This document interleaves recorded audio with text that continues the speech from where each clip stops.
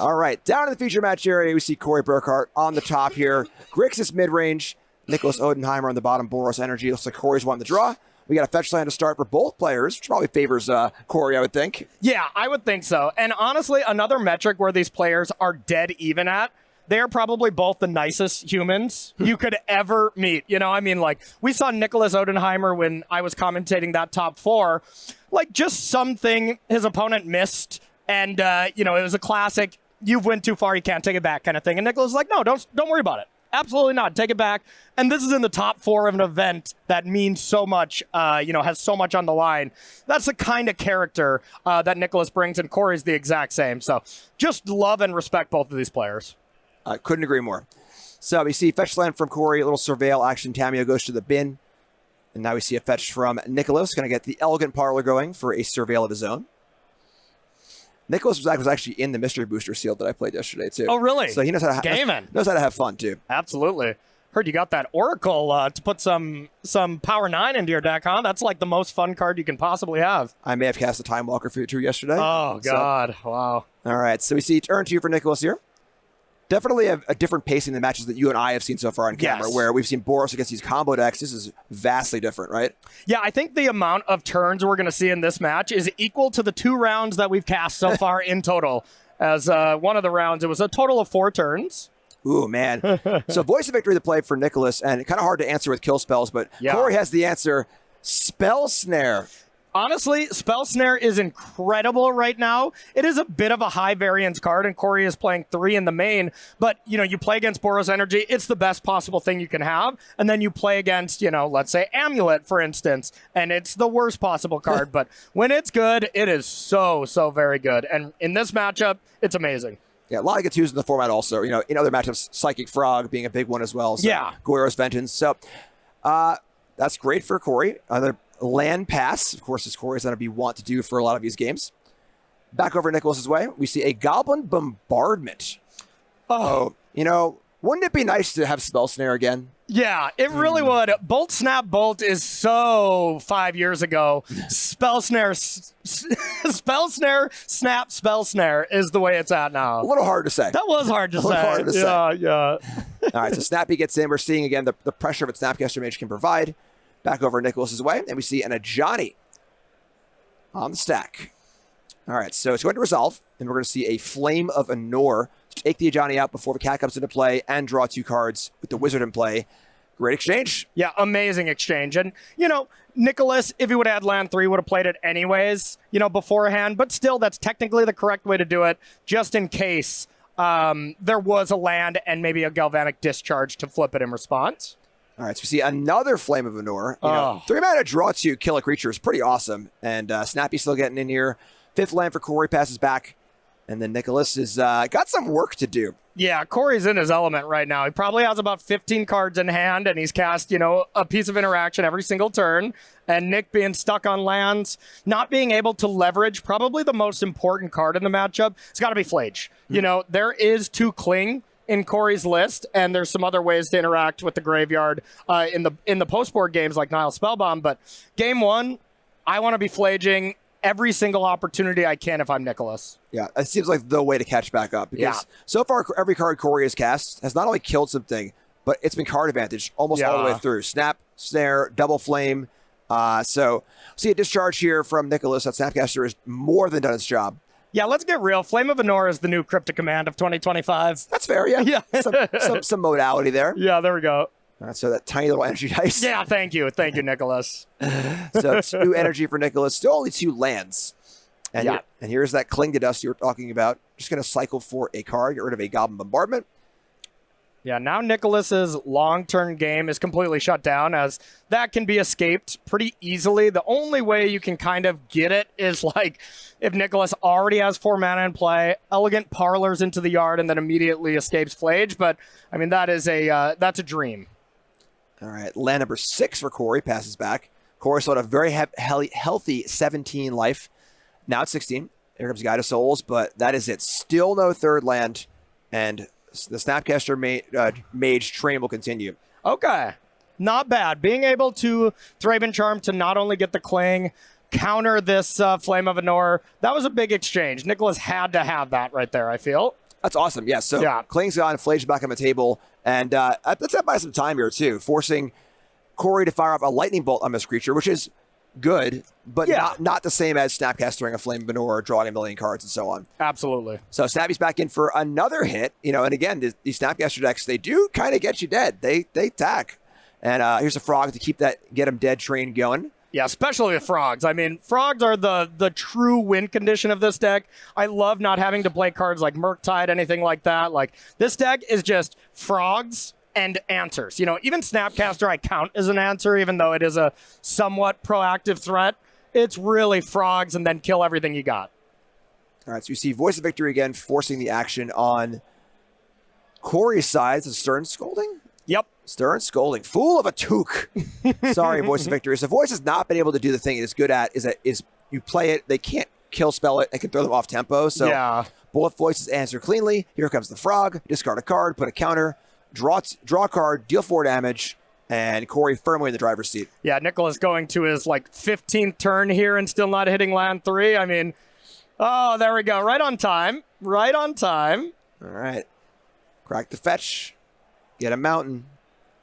It feels like it's just too late, though. Yeah, I mean, we see a Flage here kill Snapcaster by a little bit of time. Yep. And it doesn't look like Corey has a lot of cards. Maybe Static Prison on Psychic Frog would be pretty solid. That's a Seasoned Pyromancer, so not terrible. You were saying?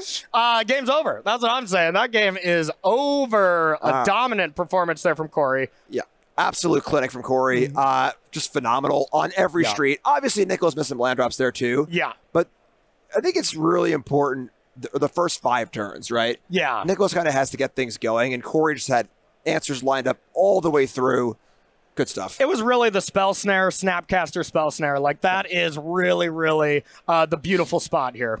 Yeah, seeing Spell Snare alongside Stern Scolding too, just having these 1-mana answers that can break serve, and also stop a lot of the problem these cards can have, where like Voice of Victory, if you have to wait, untap, then kill it, get thrown off. So for Nicholas here, some work to do. Yeah, a sideboard of 2 Celestial Purge, 2 Clarion Conqueror, 1 Ghost Vacuum, 1 High Noon, 4 Molten Rain. Oh yeah. one Arms Chant, 1 Stone of Eric, 2 Wear and Tear, and 1 Wrath of the Skies. What's Nicholas got to do here?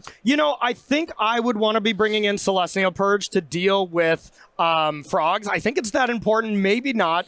The one of Ghost Vacuum looks pretty good against all these Snapcasters and Klings. Outside of that, doesn't look amazing as far as anything else. I think it's more of a product from Nicholas of what he needs to be taking out.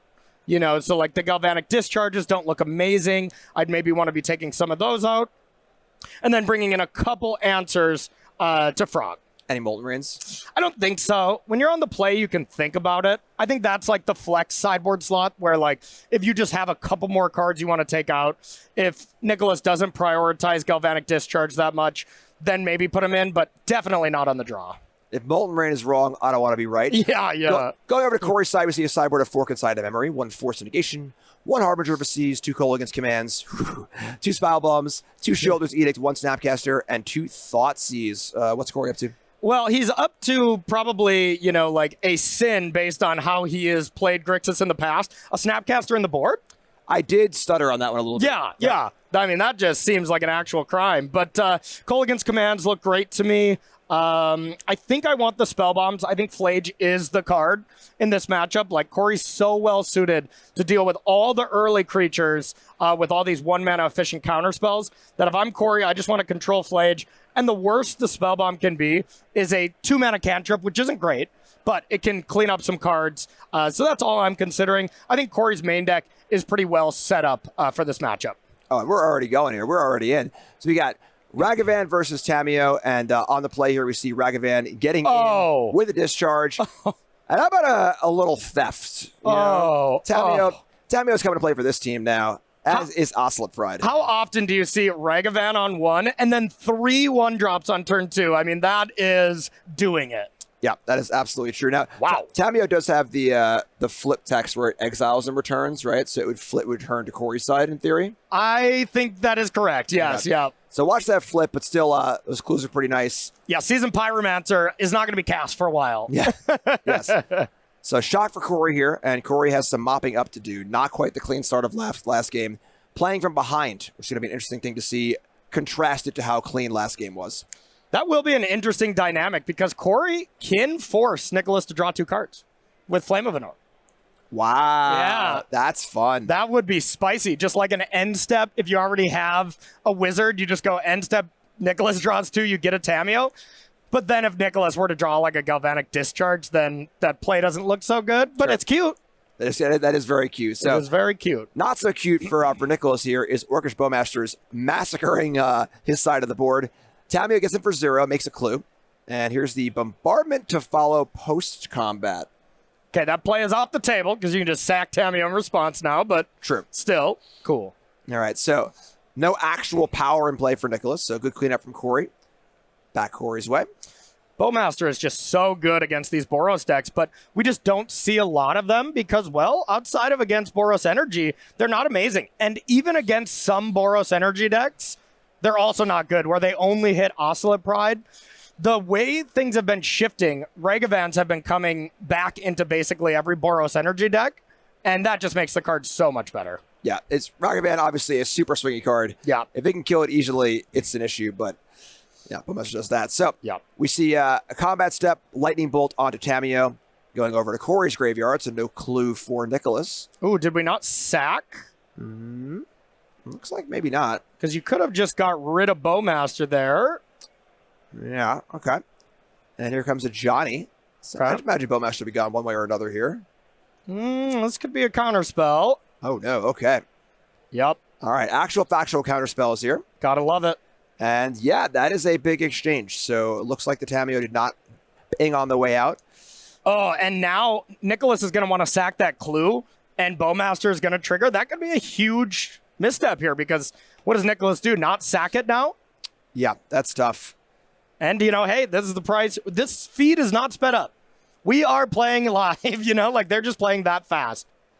All right, so once again, Corey with the pass. No land drop. And we're going to see a fetch from Nicholas. Looks like an Elegant Parlor. Get that scry on. So no clue crack, but still a surveil. A little bit of manipulation here. But pressure on Nicholas to get back on this board. Yep. Now I think we're in the Flage territory already. Corey's done a great job of maintaining the battlefield early, and there it is. Speak of a devil. Yeah, I see Counterspell and Kolaghan's Command from Corey's hand. I think those are just always in his hand. Like he goes to bed with a Kolaghan's Command and a Counterspell in his hand. Rumor has it, but can't confirm. All right, so Lightning Helix onto the Bowmasters. Flage going to the bin. Probably Helix up top and Bombardment sack to it, but we'll see. Ooh. All right, here's a K command. Name a more iconic duo than Corey Burkhart casting K commands throughout multiple decades. All right, choosing the modes here.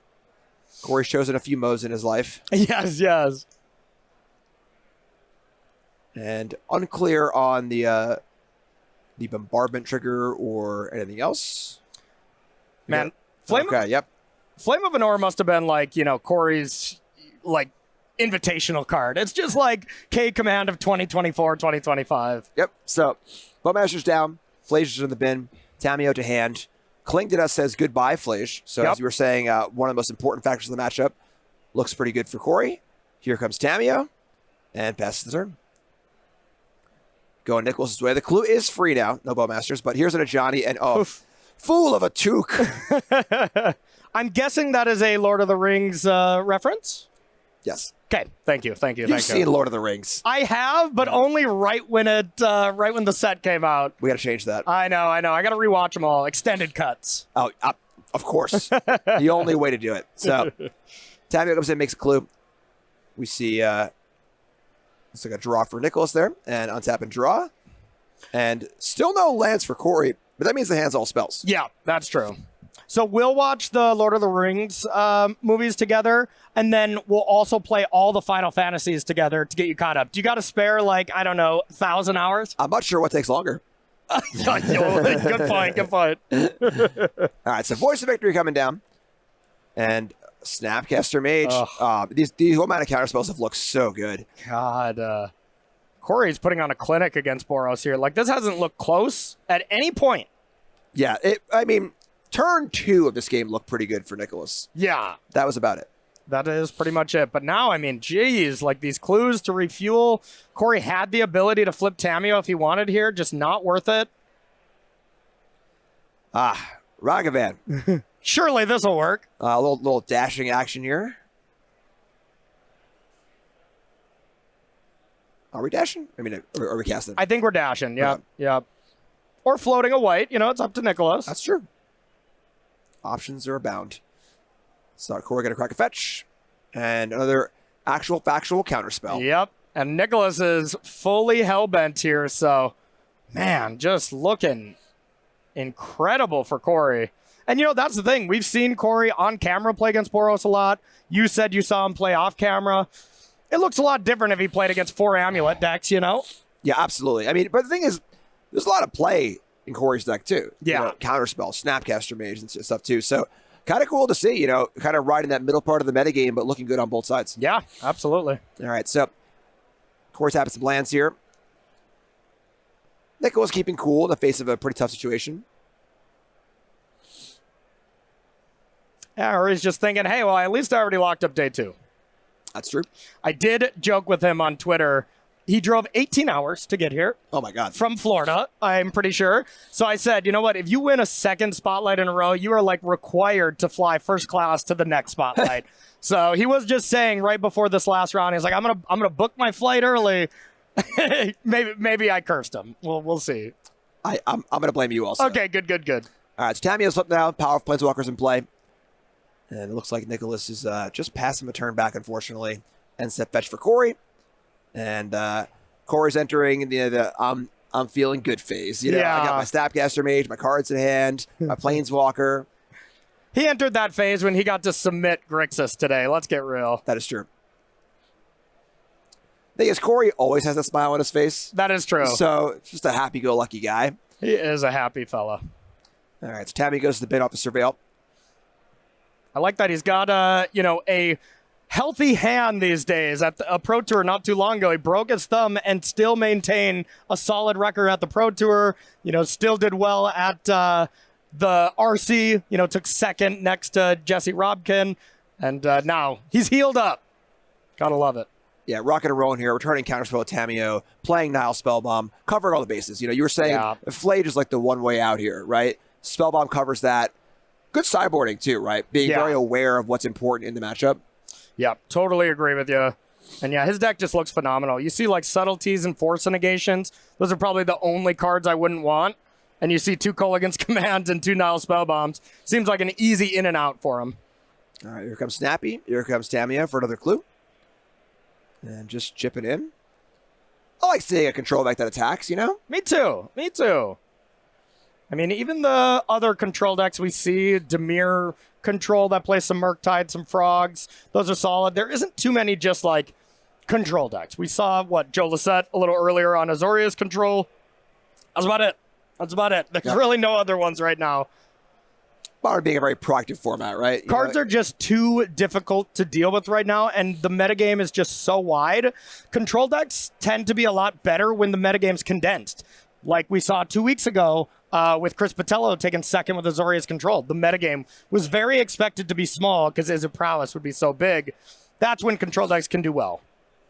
All right, so you see a little Snapcaster action, a little Ghost Vacuum action here. How about Double Snap? You know, you try and exile my Lightning Bolt, I'll just throw it right back at you. Corey Burkhart with an absolute clinic here.